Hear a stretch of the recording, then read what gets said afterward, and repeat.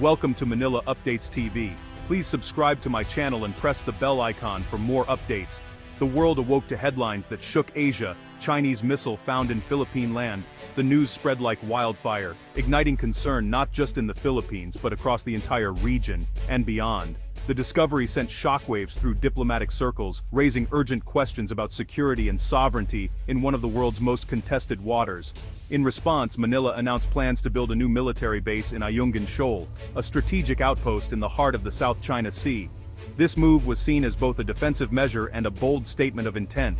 News tickers flashed dramatic footage of Philippine soldiers standing next to what looked like a missile casing, half buried in the sand, while Navy ships patrolled the gray, restless waters nearby.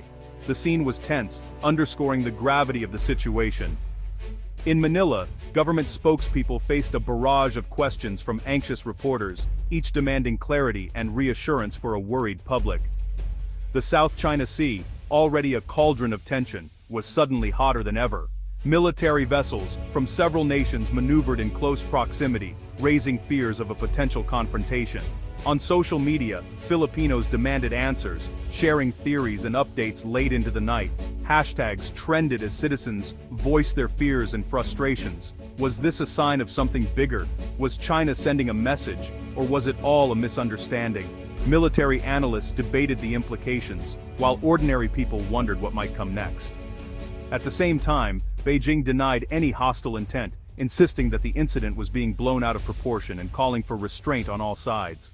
Still, the images of the missile debris and the plans for a new base at Ayungin Shoal fueled a sense of crisis. The uncertainty left many uneasy as leaders weighed their next moves. Streets in Manila buzzed with debate, and radio hosts called it a turning point for the country. Some saw it as a wake-up call, while others worried about the risks of escalation. Allies of the Philippines called for calm, but also for respect of international law.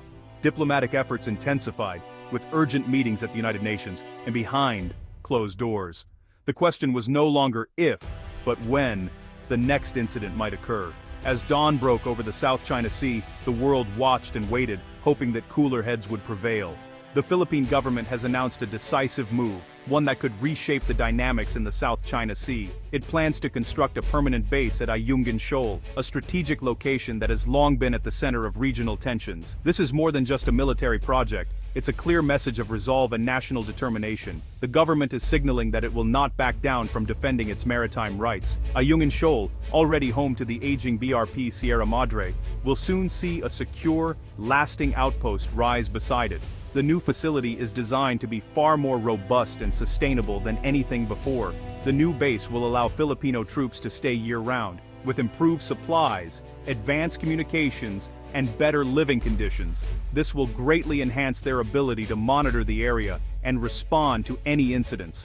Built to withstand powerful storms and outside pressure, the base is about more than just defense. It's about safeguarding Philippine territory and supporting the livelihoods of local fishermen who depend on these waters. Officials say the facility will also help monitor the environment, protect marine life, and ensure that the rich biodiversity of Ayungin Shoal is preserved for future generations. The time has come to make our presence permanent, declared Defense Secretary Gilberto Teodoro, emphasizing the importance of a lasting Philippine presence in the area. Local leaders and military officers have praised the plan as vital to the Philippines' claim in an area frequently challenged by China. They believe it will strengthen national unity and boost morale among those stationed at the shoal. But the base is also a powerful symbol, showing Manila intends to stand firm, protect its sovereignty, and assert its rights in the face of external challenges. The development is expected to draw global attention, with analysts and governments around the world closely watching how the situation unfolds. And almost certainly, it will provoke a strong response from Beijing, raising the stakes in an already tense maritime dispute. Tension rose even higher when Philippine authorities discovered debris believed to be from a Chinese missile inside Philippine territory. Fishermen near Palawan found the wreckage, a long metallic tube covered in Chinese markings. The Philippine Navy quickly secured the area and began an investigation. Experts say the debris likely came from a missile test or military exercise. China dismissed the incident, calling it an unfortunate accident and stressing there was no threat. But many in the Philippines saw it as a sign of growing risk. The missile debris has become a potent symbol of both the dangers at sea and the need for vigilance on land. The South China Sea is one of the world's most contested regions. For decades, countries like the Philippines, China, Vietnam, Malaysia, Brunei, and Taiwan have claimed overlapping areas. China bases its claim on a 9-dash line, a sweeping boundary that covers most of the sea. The Philippines and others argue this claim has no legal basis, pointing to international law and maritime boundaries. At stake are vital fishing grounds, oil and gas reserves, and control of key shipping lanes. The disputes are about national pride, economic survival, and security. Over the years there have been standoffs, blockades, and even minor clashes. As military presence grows, so does the danger of unintended conflict. Ayungin Shoal is a tiny feature, but it sits at the heart of the South China Sea dispute. Located within the Philippines' exclusive economic zone, it's less than 200 kilometers from Palawan, yet China claims it as its own. The BRP Sierra Madre, a rusting World War II ship, has served as a Philippine outpost since 1999. Filipino Marines stationed there face isolation and frequent harassment from Chinese vessels. Their mission: hold the line. For China, the Sierra Madre is an illegal occupation. For the Philippines, it's a symbol of resistance. The shoal has seen repeated standoffs, with Chinese Coast Guard ships sometimes blocking resupply missions. The planned base will only raise the stakes. Both Manila and Beijing are firm in their positions. The Philippine government insists it is defending its own territory, not provoking China. President Ferdinand Marcos Jr. says, "We are simply protecting what is ours under international law."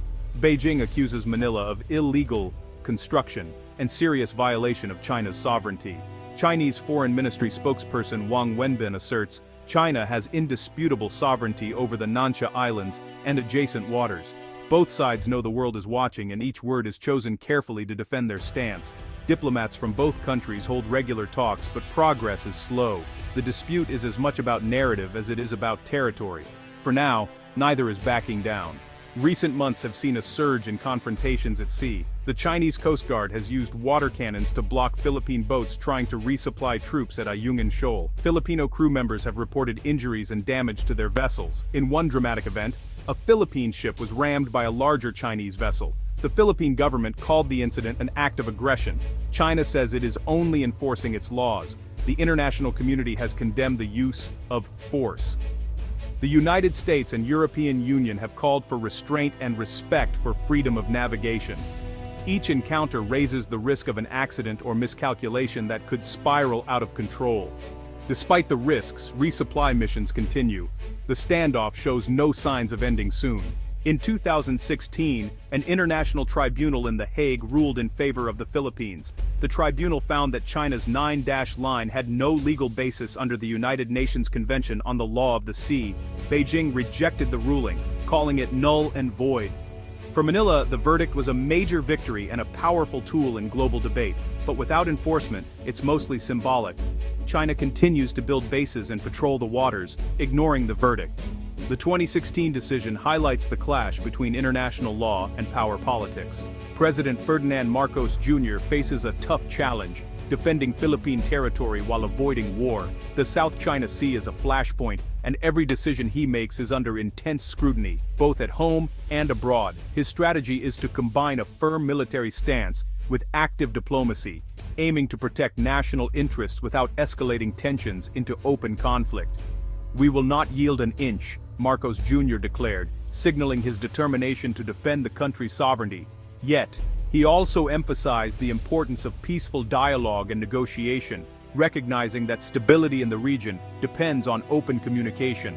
The Philippines has strengthened alliances, especially with the United States, Japan, and Australia, forging deeper security ties and participating in joint military exercises to demonstrate unity. These partnerships aim to deter aggression, reassure the Filipino people, and boost Manila's confidence in facing external threats. Diplomacy remains a top priority, with the government calling for renewed talks and pushing for a binding code of conduct for the South China Sea to prevent misunderstandings and manage disputes peacefully. At the same time, Manila is modernizing its Navy and Coast Guard, investing in new ships, technology, and training to better protect its maritime borders. Marcos Jr.'s approach reflects a delicate balance, showing resolve and strength, but also flexibility and a willingness to engage in dialogue when needed. In these dangerous waters, one wrong move could trigger a wider crisis, making careful decision-making absolutely critical for the nation's future. The stakes are high, and every decision matters. The world is watching closely as the Philippines navigates this complex and volatile situation. The South China Sea is not just a regional issue, it's a vital artery for global trade. Over $3 trillion worth of goods pass through its waters every year. The sea is also rich in oil, natural gas, and fisheries, key to the economies of claimant states. Whoever controls these waters holds economic power. Strategically, the South China Sea connects East Asia to the Indian Ocean and beyond. Military bases here can project force across the region. Any conflict could disrupt the world economy. That's why countries far from Asia, like the EU and India, watch developments closely. With so many ships, planes, and outposts in close quarters, the risk of escalation is real. Misunderstandings or accidents can quickly spiral. Regional experts warn that a single clash could draw in bigger powers like the United States and China. ASEAN nations fear being caught in the middle, or losing out to stronger rivals. The United States has made clear it will defend the Philippines if attacked, raising the stakes. At the same time, Beijing warns against outside interference. For now, both sides try to avoid open conflict. But with each new incident, the chance of miscalculation grows. Ayungin Shoal is now a symbol of a much larger struggle. It's where law and power, diplomacy and force collide in Asia. The Philippines' new base, the discovery of Chinese missile debris, and the confrontations at sea all highlight the stakes. For Manila, Ayungin is a test of sovereignty and resolve. For Beijing, it's a question of status and control. For the world, it's a barometer of peace and order in Asia's most important waters. The next move, from Manila, Beijing, or their partners, could shape the region's future. The story is far from over.